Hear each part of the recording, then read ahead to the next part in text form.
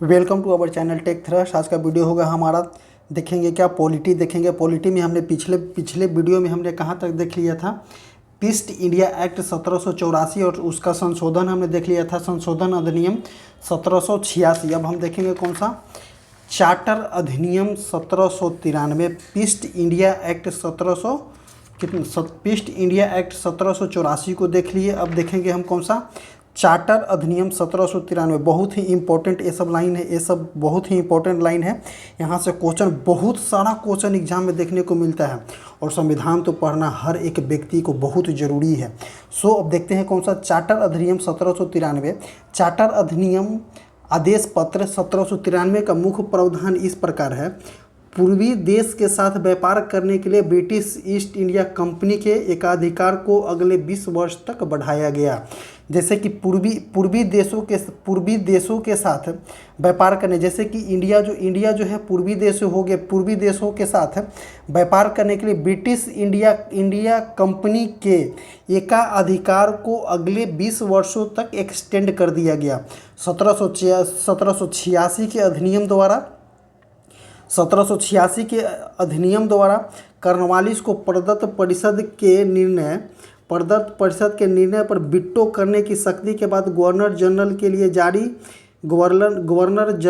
के लिए भी जारी रखने का उपबंध किया गया। जैसे कि 1793 चार्टर एक्ट के द्वारा 1786 के अधिनियम जो कॉर्नवालिस को वीटो पावर दिया गया था, वो अब गवर्नर जनरल के लिए कंटिन्यू किया गया, मतलब कि जारी किया गया। इस अधिनियम द्वारा यह स्पष्ट किया गया कि मुख्य जनरल परिषद में तब तक सदस्य नहीं होंगे जब तक कि इसके लिए नियुक्ति न किया जाए, अर्थात मुख्य सेनापति स्वतः गवर्नर जनरल के परिषद का सदस्य नहीं होगा। इस अधिनियम में यह प्रावधान किया गया कि गवर्नर जनरल, मुख्य सेनापति एवं गवर्नरों की नियुक्ति में सम्राट की स्वीकृति होना जरूरी है। किस अधिनियम में, 1793 चार्टर एक्ट अधिनियम में गवर्नर जनरल और मुख्य सेनापति और गवर्नरों की नियुक्ति में सम्राट कौन हो जाएगा, जो कि ब्रिटेन के सम्राट हुए, उनकी स्वीकृति बहुत जरूरी है। इस अधिनियम द्वारा बोर्ड ऑफ कंट्रोल और उसके कर्मचारियों का वेतन भारतीय राजस्व से दिया गया। बोर्ड ऑफ कंट्रोल और उनके कर्मचारियों को वेतन किसके द्वारा, भारतीय राजस्व के दिया गया। किस अधिनियम में, चार्टर अधिनियम 1793 में। और बोर्ड ऑफ कंट्रोल किस में आया था, पीस्ट इंडिया एक्ट 1784 में बोर्ड ऑफ कंट्रोल और कोर्ट ऑफ डायरेक्टरेट आया था। और इसी में बोर्ड ऑफ कंट्रोल और उसके कर्मचारियों के वेतन जो था भारतीय राजस्व से देना चालू किया था। अब देखेंगे कौन सा, चार्टर एक्ट 1813 चार्टर एक्ट 1813 के प्रमुख प्रकार देखेंगे। इस एक्ट द्वारा ब्रिटिश इंडिया कंपनी का भारत के साथ व्यापार करने के एकाधिकार को समाप्त कर दिया गया, परंतु भारत के साथ जो व्यापार करने का एकाधिकार जो था, एकाधिकार मतलब कि सिर्फ एक ही कंपनी कर सकती है व्यापार, उसको समाप्त कर दिया गया। परंतु चीन के साथ इस कंपनी के व्यापारिक एकाधिकार पर चाय के व्यापार के लिए कंपनी के व्यापारिक अधिकारी जारी रखा गया था। ब्रिटिश इंडिया कंपनी का भारत के साथ व्यापार करने का एकाधिकार को समाप्त कर दिया गया था, जो कि ब्रिटिश इंडिया कंपनी ही सिर्फ भारत में व्यापार कर सकता है, उसका एकाधिकार को समाप्त किया गया। और परंतु चीन के साथ इस कंपनी के व्यापारिक अधिकार तथा चाय के व्यापार के लिए कंपनी व्यापारिक एकाधिकार जारी रखा था। इस एक्ट द्वारा सभी अंग्रेज व्यापारियों को भारत में व्यापार करने का अवसर उपलब्ध करा दिया गया था, जो कि जितने अंग्रेज व्यापारी थे भारत में व्यापार उपलब्ध करा दिया गया। इसीलिए कराया गया क्योंकि 1813 में ब्रिटिश इंडिया कंपनी जो थी व्यापार करती थी, उसका एकाधिकार को समाप्त कर दिया गया और सभी व्यापारियों के लिए दरवाज़ा खोल दिया कि जाइए भरपेट लूट कर आइए। इस एक्ट ने अगले 20 वर्षों के लिए ब्रिटिश ईस्ट इंडिया कंपनी को भारतीय प्रदेशों का राजस्व पर नियंत्रण का अधिकार रख दिया गया। और इस एक्ट के द्वारा 20 साल और बढ़ाया गया। 1793 में भी 20 साल बढ़ाया गया था, 1813 में भी 20 साल और बढ़ा दिया गया। अब देखते हैं कौन सा, इस एक्ट द्वारा ईसाई धर्म प्रचारकों को भारत में धर्म प्रचार करने की औपचारिक रूप से मान्यता प्रदान किया गया। धर्म प्रचार के लिए भी दे दिया गया। तो कभी कभी इससे एग्जाम में क्वेश्चन बहुत बार मिला है कि किस चार्टर एक्ट द्वारा ईसाइयों को धर्म प्रचार करने के लिए भारत में मान्यता दिया गया, तो 1813 चार्टर एक्ट के द्वारा। इस एक्ट द्वारा कंपनी की आय से भारतीयों को शिक्षा के लिए प्रति वर्ष 1 लाख रुपये व्यय करने की व्यवस्था की गई, जो पश्चात ज्ञान विज्ञान पर खर्च करने का निर्णय लिया गया। सिर्फ ज्ञान और विज्ञान पर खर्च करने के लिए कितना 1 लाख रुपये का निर्णय लिया गया भारतीय शिक्षा पे। इस एक्ट द्वारा स्थानीय सरकारों को कर का अधिकार दिया गया। इस एक्ट द्वारा स्थानीय सरकारों को कर लगाने का अधिकार दे दिया गया था। अब देखेंगे कौन सा चार्टर एक्ट 1833 चार्टर एक्ट के द्वारा 1833 चार्टर एक्ट देखेंगे। इस बंगाल के गवर्नर पद को भारत के गवर्नर जनरल पद के रूप में स्थापित किया गया। किस चार्टर एक्ट के द्वारा? तो 1833 चार्टर एक्ट के द्वारा 1833 चार्टर एक्ट के द्वारा बंगाल के गवर्नर पद को भारत के गवर्नर जनरल पद के रूप में स्थापित किया गया। बंगाल के अंतिम गवर्नर और भारत का प्रथम गवर्नर कौन थे? लॉर्ड विलियम बेंटिक थे। वंस अगेन हम देखेंगे कि 1833 चार्टर एक्ट के द्वारा बंगाल के गवर्नर को भारत का गवर्नर बना दिया गया और बंगाल के गवर्नर जनरल पद को भारत के गवर्नर जनरल पद के रूप में बना दिया गया, स्थापित किया गया। बंगाल का अंतिम गवर्नर जनरल भारत का प्रथम गवर्नर जनरल हुए और प्रथम कौन हुए? तो कौन? लॉर्ड विलियम बेंटिक था। कंपनी के व्यापारिक अधिकार को पूर्णतः समाप्त किया गया। व्यापारिक अधिकार को पूरी तरह से समाप्त कर दिया। कंपनी भारत में ब्रिटिश क्राउन की ओर से सिर्फ शासकीय शक्ति के रूप में बना रहा। तो कभी कभी एग्जाम में आएगा आपको कि कंपनी को पूरी तरह अधिकार कब खत्म किया गया, तो 1833 के चार्टर एक्ट के द्वारा कंपनी के व्यापारिक अधिकार को पूर्णतः समाप्त कर दिया गया। कंपनी भारत के ब्रिटिश क्राउन की ओर से सिर्फ एक शासकीय शक्ति के रूप में बना रहा। भारत इस कंपनी एक्ट के द्वारा 20 वर्षों के लिए अपने अधीन प्रदेशों के लिए शासन का अधिकार विस्तार कर लिया। हर किसी में 20 वर्षों के लिए बढ़ा दिया गया था। गवर्नर जनरल की परिषद में चौथा सदस्य के रूप में विधि सदस्य को शामिल किया गया। चौथा सदस्य के रूप में किसको शामिल किया? विधि सदस्य के रूप में शामिल किया। प्रथम विधि सदस्य के रूप में लॉर्ड मैकाले की नियुक्ति हुई थी। ये क्वेश्चन एग्जाम में बहुत इंपॉर्टेंट क्वेश्चन है कि प्रथम विधि सदस्य कौन थे? तो लॉर्ड मैकाले की नियुक्ति किया गया था। भारत में प्रथम विधि आयोग मैकाले की अध्यक्षता में कब गठित किया गया? तो 1834 में। भारत में प्रथम विधि आयोग लॉर्ड मैकाले की अध्यक्षता में 1834 में गठित किया गया था। किस अधिनियम के द्वारा? चार्टर एक्ट 1833 के अधिनियम से भारत में प्रथम विधि आयोग लॉर्ड मैकाले की अध्यक्षता में 1834 में गठित किया गया था। अब देखेंगे इस अधिनियम ने गवर्नर जनरल को भारतीय विधि आयोग गठित करने का अधिकार दिया गया। इस आयोग की तत्कालीन न्यायाधीशों के क्षेत्राधिकार एवं विविध संहितकरण करता था। अंग्रेजों को भारत में भूमि खरीदने का अधिकार दे दिया गया। किस अधिनियम के द्वारा? तो चार्टर एक्ट 1833 के अधिनियम से अंग्रेजों को भूमि खरीदने का अधिकार दे दिया गया था। इसी तरह से ये सब जो क्वेश्चन है एग्जाम में बनते रहते हैं और आपको याद करना बहुत ज़रूरी है, क्योंकि चार्टर एक्ट से क्वेश्चन जहाँ क्वेश्चन हमें लगेगा कि नहीं ये इंपॉर्टेंट क्वेश्चन, तो हम उस पर पूरा फोकस करेंगे। अब देखते हैं आगे क्या दिया गया है। अब देखते हैं एक और इसी में दिया गया है कौन सा? भारत में दास प्रथा और गैर कानूनी घोषित किया गया और तथा गवर्नर जनरलों को निर्देश दिया गया कि भारत में दास प्रथा को समाप्त करने के लिए आवश्यक कदम उठाए। किसमें? तो 1833 के चार्टर एक्ट में दास प्रथा को गैर कानूनी घोषित किया गया और जो गवर्नर जनरल जो थे भारत में दास प्रथा को समाप्त करने के लिए आवश्यक कदम उठाने की बात कही गई थी। इस भारत में विधायी प्रक्रिया को केंद्रीकृत किया गया। जो विधायी प्रक्रिया थी उसका केंद्रीकृत किया गया। मद्रास बम्बे प्रेसिडेंसी के गवर्नर को विधायी शक्ति से वंचित किया गया। भारत के गवर्नर जनरल को पूरे ब्रिटिश भारत के विधि निर्माण का अधिकार दे दिया गया। जो कि कहाँ का? तो मद्रास का और बॉम्बे का जो प्रेसिडेंसी में गवर्नरों की विधायी शक्ति से बची विधायी शक्ति को हटा दिया गया, और जो भारत के एक सिंगल गवर्नर जनरल हुए वो है ब्रिटिश भारत के पूरे विधि निर्माण कानून निर्माण का अधिकार दे दिया गया। किस एक्ट में? तो 1833 के चार्टर एक्ट में। बहुत सारा इंपॉर्टेंट काम इसमें किया गया था।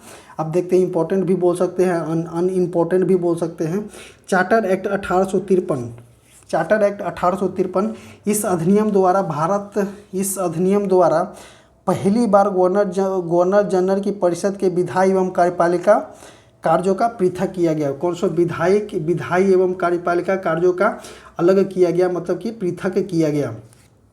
इस अधिनियम द्वारा निर्देशक मंडल के सदस्यों की संख्या 24 से घटकर 18 कर दी गई, जिसमें 6 सदस्य को ब्रिटेन के राजा द्वारा मनोनीत किया जाता था।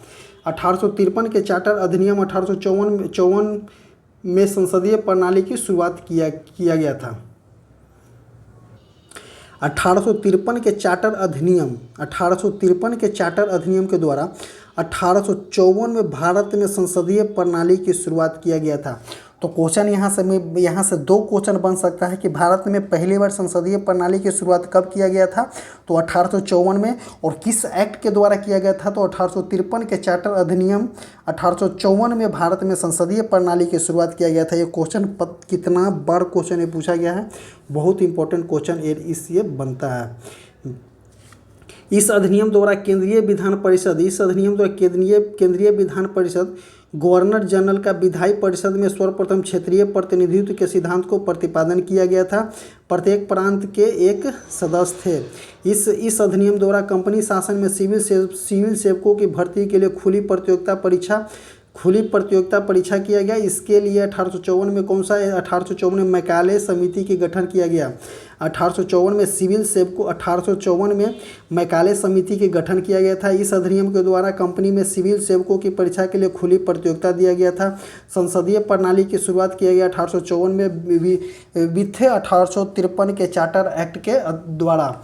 तो ये दोनों लाइन जो है इससे बहुत ही इंपॉर्टेंट लाइन है। 1853 के चार्टर एक्ट से 2 लाइन इंपॉर्टेंट हुआ। इस अधिनियम ने कंपनी के शासनकाल का विस्तार कर दिया गया, अवधि निश्चित नहीं की गई। इस अधिनियम द्वारा ब्रिटिश सम्राट को इंग्लैंड में एक विधि आयोग गठित करने का अधिकार दिया गया, जिसका कार्य भारतीय विधि आयोग के द्वारा दिए गए प्रतिवेदकों में समीक्षा करने और सुझाव देने के निर्धारित किया गया।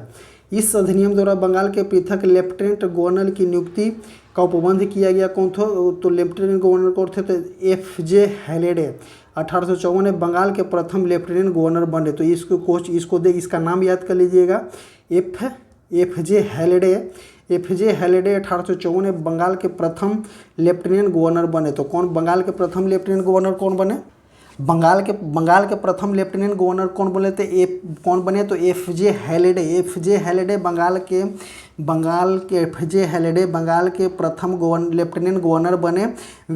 किस चार्टर एक्ट के अधिनियम से? 1853 चार्टर एक्ट के अधिनियम से 1854 में बने F.J. हैलेडे। अब देखेंगे कौन सा?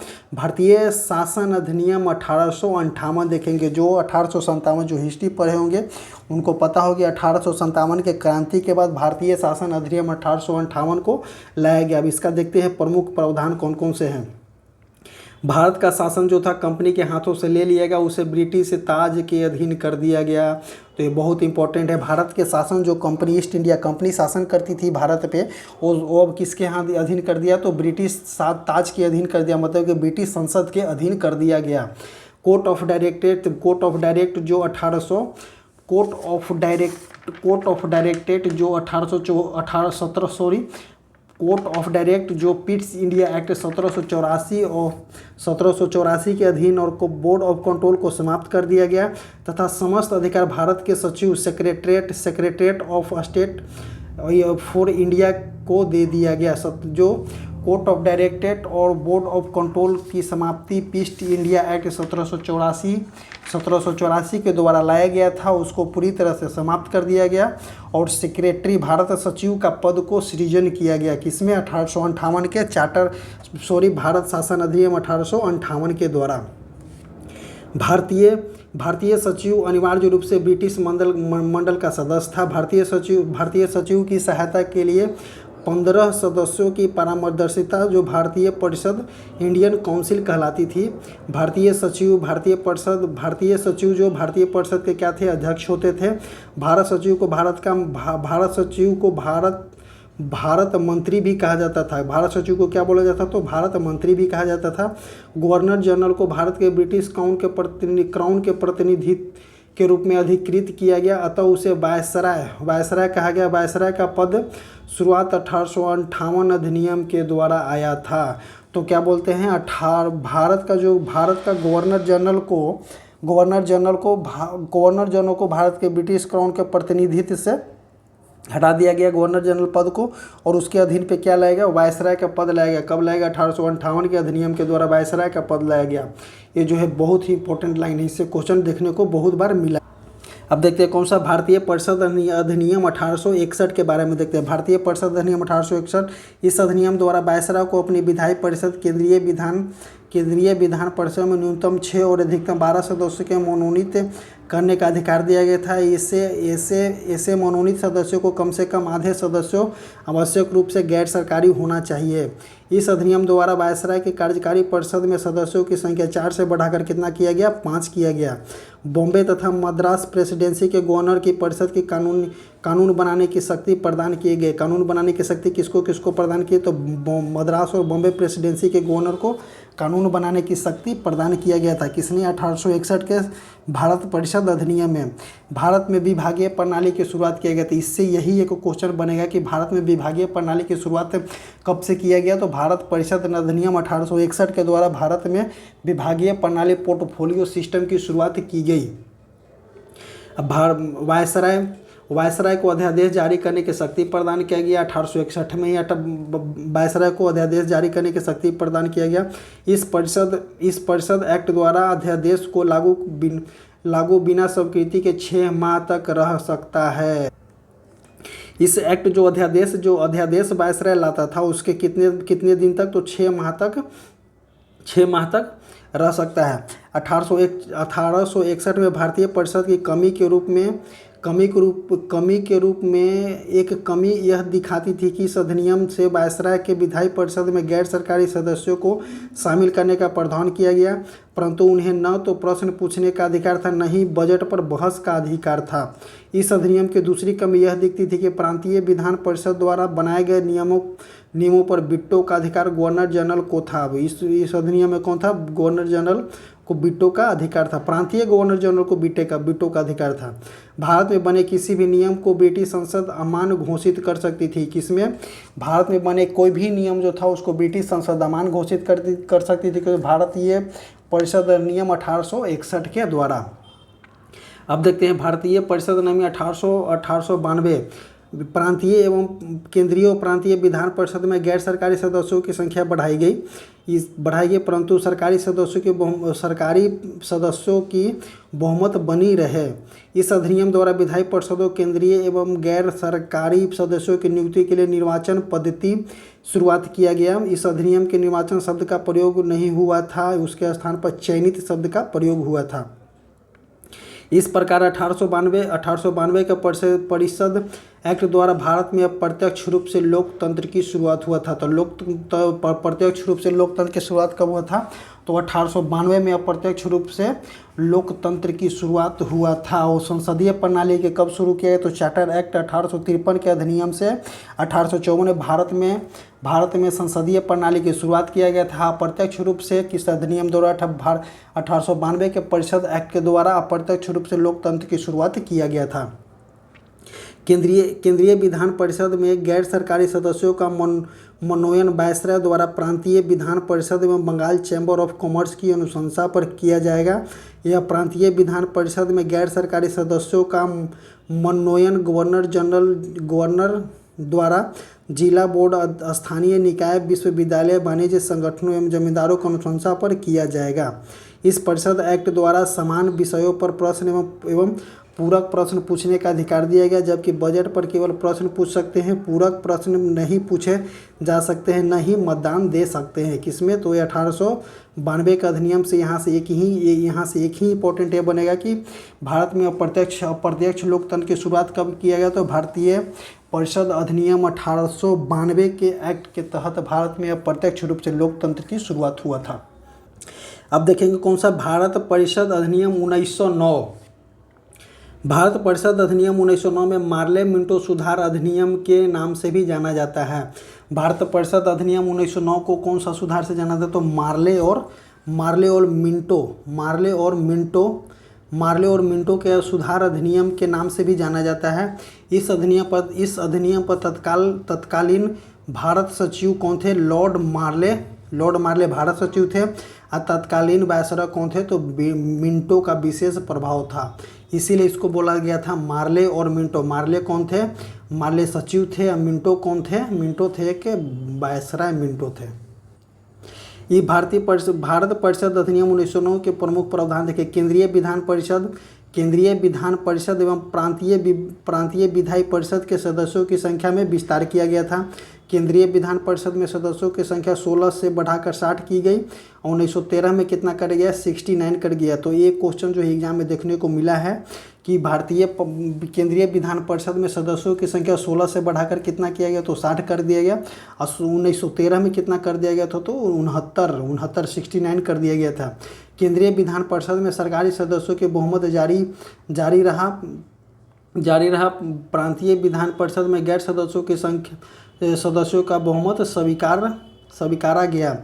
गवर्नर जनरल को अपनी कार्यकारी परिषद में एक भारतीय सदस्य रखने का उपबंध किया गया। एक क्वेश्चन जो देखने को बहुत मिला है क्वेश्चन में कि किस अधिनियम के द्वारा? तो भारत परिषद अधिनियम 1919, उसको भारत परिषद अधिनियम 1919 को क्या बोलते हैं? मार्ले मिंटो सुधार भी बोलते हैं। उसमें क्या था कि भारत गवर्नर जनरल मतलब कि वायसराय को अपने कार्यकारिणी परिषद में एक भारतीय सदस्य को रखना उपबंध कर दिया गया था। गवर्नर जनरल वायसराय के कार्यकारी परिषद में प्रथम भारतीय स्वतंत्र सदस्य कौन थे? सत्येंद्र प्रसाद सिन्हा बनाए गए थे। उन्हें कानूनी सदस्य बनाया गया था। केंद्रीय एवं प्रांतीय विधान परिषदों में सदस्यों को बहस में भाग लेने, प्रश्न पूछने के अलावा पूरक प्रश्न पूछने, बजट पर संकलन प्रस्तुत करने तथा सार्वजनिक हितों पर सुझाव प्रस्तुत करने का अधिकार दिया गया। यद्यपि प्रत्येक स्थिति में गवर्नर एवं गवर्नर जनरलों को सदस्यों द्वारा प्रस्तुत प्रावधानों को अस्वीकार करने का भी अधिकार था। अब क्या बोलता है? व्यावसायिक और सांप्रदायिक प्रतिनिधि प्रणाली की प्रस्तुति किया गया। ये जो देखेंगे ना 1919 में, ये बहुत ही इंपॉर्टेंट लाइन है। मैक्सिमम क्वेश्चन इसी से बनता है कि सांप्रदायिक और प्रतिनिधि प्रणाली की शुरुआत किया गया था। सांप्रदायिक प्रतिनिधि के आधार पर मुस्लिम वर्गों के लिए पृथक प्रतिनिधित्व प्रदान किया गया। इस पृथक प्रतिनिधित्व द्वारा मुस्लिम प्रतिनिधि मुस्लिम मतदाताओं द्वारा निर्वाचित किए जाएंगे। इस अधिनियम में सांप्रदायिक को कानूनी प्रदान किया गया। इस अधिनियम में सांप्रदायिक को कानूनी रूप से प्रदान किया गया। लॉर्ड मिंटो को सांप्रदायिक प्रतिनिधि का जनक बोला जाता है। तो ये क्वेश्चन एग्जाम में बहुत बार देखने को मिला है। यहाँ से रेलवे मिला है, बिहार दरोगा मिलेगा, अन्यथा बहुत सारे एग्जामों में ये क्वेश्चन को देखने को मिला है कि मार्ले मिंटो नहीं, मिंटो को सांप्रदायिक प्रतिनिधि का क्या बोला गया? जनक बोला गया। और विश्वविद्यालय, चैम्बर ऑफ कॉमर्स, निगमों एवं जमींदारों को पृथक प्रतिनिधित्व प्रदान किया गया था। अब देखेंगे कौन सा? भारत शासन अधिनियम 1919 को देखेंगे। भारत शासन अधिनियम 1919 को देखेंगे। भारत शासन अधिनियम किसका था? तो मॉन्टेगू चैमफोर्ड सुधार अधिनियम बोला जाता है। मॉन्टेगू कौन थे? तो मॉन्टेगू थे, सचिव थे, भारत सचिव थे। और चैम्सफोर्ड कौन थे? तो चैम्सफोर्ड जो थे वायसराय थे। और 1919 वाला कौन था? मार्ले मिंटो 1919 में कौन थे? मार्ले मिंटो अधिनियम। भारत शासन अधिनियम 1909 को मार्ले मिंटो सुधार बोला जाता है। भारत शासन अधिनियम 1919 को मॉन्टेगू चैम्सफोर्ड अधिनियम सुधार अधिनियम कहा जाता है। प्रांतों में द्वैध शासन की उपबंध किया गया था। किसमें? तो 1919 में प्रांतों में द्वैध शासन। ये देखिए कोई एग्जाम में बहुत ही इंपॉर्टेंट क्वेश्चन है। कौन सा? कि 1919 में ही प्रांतों में द्वैध शासन की शुरुआत किया गया था। केंद्रीय सूची एवं राज्य सूची में विषयों को आवंटन किया गया था। कौन कौन से सूची? केंद्रीय सूची में और राज्य सूची में विषयों को आवंटन किया गया था। अगर सूची पूछेंगे तो तीन सूची होता है, केंद्रीय सूची, राज्य सूची, एक होता है समवर्ती सूची। सूची होता है 3 प्रकार: केंद्रीय सूची, राज्य सूची, समवर्ती सूची। तो भारत शासन अधिनियम 1919 के द्वारा केंद्रीय सूची और राज्य सूची के विषयों में आवंटन किया गया था और प्रांतीय विषयों में आरक्षित एवं हस्तांतरित श्रेणियां में बांटा गया। सांप्रदायिक निर्वाचन के सिद्धांत का विस्तार किया गया। तो सांप्रदायिक निर्वाचन के सिद्धांत का विस्तार किया गया था। असंप्रदायिक निर्वाचन दिया गया था किसमें, तो 1909 के भारत शासन अधिनियम में दिया गया था। इसमें निर्वाचन का विस्तार किया गया था। अब मुस्लिमों के अतिरिक्त सिखों, भारतीय ईसाई और आंग्ल भारतीयों और यूरोपियों के लिए भी पृथक निर्वाचन का सिद्धांत अपनाया गया। उसमें जो था सिर्फ मुस्लिमों के दिया गया था और इसमें जो था भारतीय सिखों को भी दिया गया था और मुस्लिमों को दिया गया, सिखों को दिया गया, ईसाइयों को दिया और आंग्ल भारतीयों यूरोपियनों को पृथक निर्वाचन का सिद्धांत अपनाया गया था। किसमें, 1919 भारत शासन अधिनियम में। और सिर्फ 1909 में बोला गया जाएगा तो सिर्फ 1909 में सांप्रदायिक के लिए सिर्फ दिया गया था। किसमें, सांप्रदायिक प्रतिनिधि के लिए सिर्फ किसमें दिया गया था, तो दिया गया था 1909 में सिर्फ मुस्लिम को दिया गया था और 1919 में सिखों को भी दिया गया। निर्वाचन पद्धति के लिए सिखों को दिया, ईसाइयों को दिया गया, एंग्लो इंडियन को भी दिया गया था। इसमें लंदन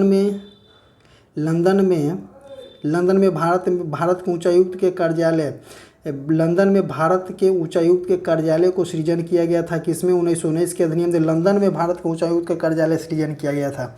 भारत ने पहली बार प्रत्यक्ष निर्वाचन और द्विसदनीय विधायिका को बनाया। केंद्रीय विधायिका में उच्च सदन, राज्य परिषद और निम्न सदन विधानसभा को कहा गया। संपत्ति कर, शिक्षा के आधार पर सीमित संख्याओं के लोगों को मताधिकार का प्रदान किया गया। वायसराय के कार्यपालिका परिषद में 6 सदस्यों में से 3 सदस्य आवश्यक रूप से भारतीय हों। किसमें कहा गया, तो 1919 के अधिनियम में कहा गया। लोक सेवा आयोग का गठन प्रावधान किया गया। इसी के आधार पर 1 अक्टूबर 1926 को सिविल सेवकों के चयन की प्रक्रिया केंद्रीय लोक सेवा आयोग का गठन किया गया, जो किसके आधार पर, ली आयोग के सिफारिश पर आधारित थी। तो कब किया गया था गठन, 1 अक्टूबर 1926 को सिविल सेवकों के चयन के लिए केंद्रीय लोक सेवा आयोग का गठन किया गया था। केंद्रीय बजट के प्रांतीय बजट को पृथक किया गया। केंद्रीय बजट और प्रांतीय बजट को पृथक कर दिया गया, अर्थात प्रांतीय विधायिका को अपनी बजट प्रस्तुत करने के लिए अधिकृत किया गया। अधिनियम लागू होने के 10 वर्ष के बाद इस प्रभावों की जांच करने एवं उस रिपोर्ट प्रस्तुत करने के लिए एक आयोग गठित किया गया था। यह उपबंध किया गया था। प्रथम बार महिलाओं को मतदान का अधिकार दिया गया। सांप्रदायिक का विस्तार किया गया। पृथक निर्वाचन मंडल का विस्तार किया गया। किसमें, 1919 के अधिनियम के द्वारा। अब देखते हैं भारत शासन अधिनियम नियम 1935, जो कि बहुत ही इम्पोर्टेंट है। ये अधिनियम भारत में उत्तरदायी शासन की स्थापना में सबसे महत्वपूर्ण अधिनियम भारत शासन अधिनियम 1935 है। यह अधिनियम एक लंबी एवं विस्तृत दस्तावेज था, जिसमें 10 अनुसूचियां और 321 धाराएं। इस अधिनियम में भारतीय संविधान का बड़ा स्रोत माना जाता है। कौन सा, भारत शासन अधिनियम 1935 जो है भारतीय संविधान का बहुत बड़ा स्रोत माना जाता है। इसमें 10 अनुसूचियां थी और 321 धाराएं थी। इस एग्जाम में बहुत ही इंपॉर्टेंट है। ये पूछता है कि भारत शासन अधिनियम 1935 में कितनी अनुसूचियां थी। 10 अनुसूचियां थी और 321 धाराएं शामिल थी, जो कि इस अधिनियम को भारतीय संविधान का सबसे बड़ा स्रोत माना जाता है। अब देखिए इसका मुख्य बातें देखेंगे। अखिल भारतीय संघ की स्थापना का प्रावधान किया गया। इस संघ में ब्रिटिश अधीन क्षेत्र एवं देसी रियासत को शामिल होना था। इस प्रस्तावित संघ में देसी रियासत को शामिल होना और उसके इच्छा पर निर्भर करेगा, फलतः यह उस समय अस्तित्व में नहीं आ सका। शासन के विषयों में केंद्रीय सूची, शासन के विषयों में केंद्रीय सूची, प्रांतीय सूची और समवर्ती सूची में बांटा गया। संघ सूची में 59 थे, प्रांतीय सूची 54 थे, समवर्ती सूची जो थे 36 विषय शामिल थे। तो ये क्वेश्चन को जो है पूरा रट जाइएगा कि कौन कौन से सूची से भारत शासन अधिनियम में सूची, तीनों सूची आई, संघ सूची आई, प्रांतीय सूची आई और समवर्ती सूची आई। तो संघ सूची में कितना 59, संघ सूची में 59, प्रांतीय सूची में 54 और समवर्ती सूची में 36 विषय थे। प्रांतों में द्वैध शासन को प्रांतों में जो द्वैध शासन 1919 के अधिनियम के द्वारा लाया गया था, प्रांतों में द्वैध शासन के समाप्ति एवं उत्तरदायी शासन पूर्ण स्वतः शासन की स्थापना का प्रावधान किया गया। केंद्र में द्वैध शासन प्रणाली प्रारंभ करने का प्रावधान किया गया। प्रांतों में द्वैध शासन को समाप्त करके कहाँ लाया, तो केंद्र में द्वैध शासन लाया गया। धर्म और जनजातीय विषयों को आरक्षित किया गया। यह संघीय न्यायालय की स्थापना किया गया। कब? 1 अक्टूबर 1937 में एक संघीय न्यायालय की स्थापना किया गया। केंद्रीय लोक सेवा आयोग अधिनियम 1919 द्वारा प्रस्तावित जो था के अतिरिक्त राज्य लोक सेवा आयोग में 2 या 2 से अधिक राज्यों के लिए संयुक्त लोक सेवा आयोग की स्थापना का प्रावधान किया गया। किसमें? केंद्रीय लोक सेवा आयोग जो 1919 के अधिनियम के द्वारा गया था, उसका बोर्ड कब बना था केंद्रीय लोक सेवा आयोग को?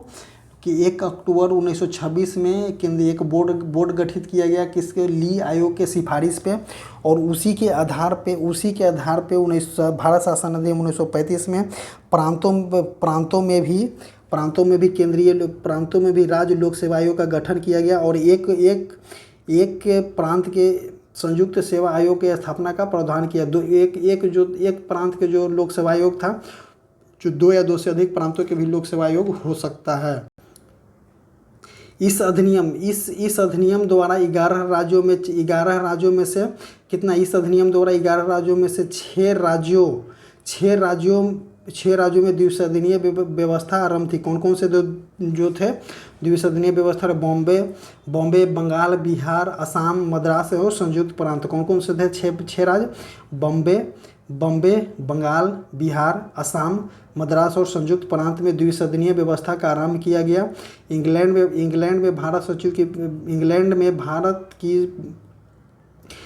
में भारत के सचिव की परिषद में समाप्त करने के लिए भारतीय सचिव को सलाहकारों की एक टीम प्रदान किया गया।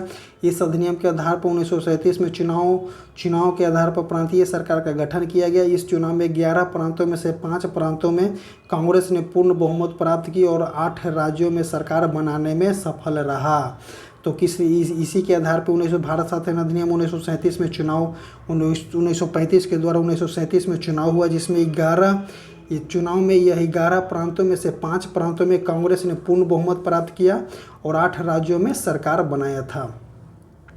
इसी तरह से वीडियो को समाप्त करते हैं। आई होप आपको इस टॉपिक से अच्छा लगा होगा और हमें जहाँ पे लगा कि ये क्वेश्चन इस सेक्टर से क्वेश्चन आता है, तो उस सेक्टर में हमने चयन करने की कोशिश की कि हाँ यहाँ से क्वेश्चन पिकअप करता है एग्जामिनर और इस तरह से क्वेश्चन आता है एग्जाम में और कौन सा क्वेश्चन एग्जाम में पूछा जाता है। सो यहाँ से क्वेश्चन जो है एनसीईआरटी बेस्ड है। यहाँ से आपको क्वेश्चन दूर नहीं जाएगा, आपको कॉन्सनट्रेट होकर के सुनना पड़ेगा। और एक होगा तो एक आप बुक ले लीजिए जो कि आपको पढ़े और उसके बाद वीडियो देखें, बहुत ही आपको आसान लगेगा। और यहाँ से क्वेश्चन बनना ही बनना है अगर आप इस बुक को पूरा पढ़ लेते हैं। हम यूट्यूब के माध्यम से इस बुक को पूरी तरह से समाप्त कराएंगे और इसमें जितना भी टॉपिक आएगा, जिस तरह से क्वेश्चन आएगा एग्ज़ाम में, आप उस क्वेश्चन को अटेंड कर करके आ सकते हैं। एक बार बुक पढ़ें और एक बार हमारे वीडियो को देखें। एक बार ना देखें तो 2 बार देखें, जो समझ में नहीं आ रहा है 2 बार देखें, क्योंकि हमने बहुत ही सरल तरीक़ा से समझाने का कोशिश किया है। इसी तरह से हमारे टेलीग्राम चैनल से जुड़ने के लिए हम कमेंट बॉक्स और डिस्क्रिप्शन बॉक्स में उसका लिंक दिया गया, यहाँ पर जा करके टेलीग्राम चैनल से जुड़ जाएं। Thank you.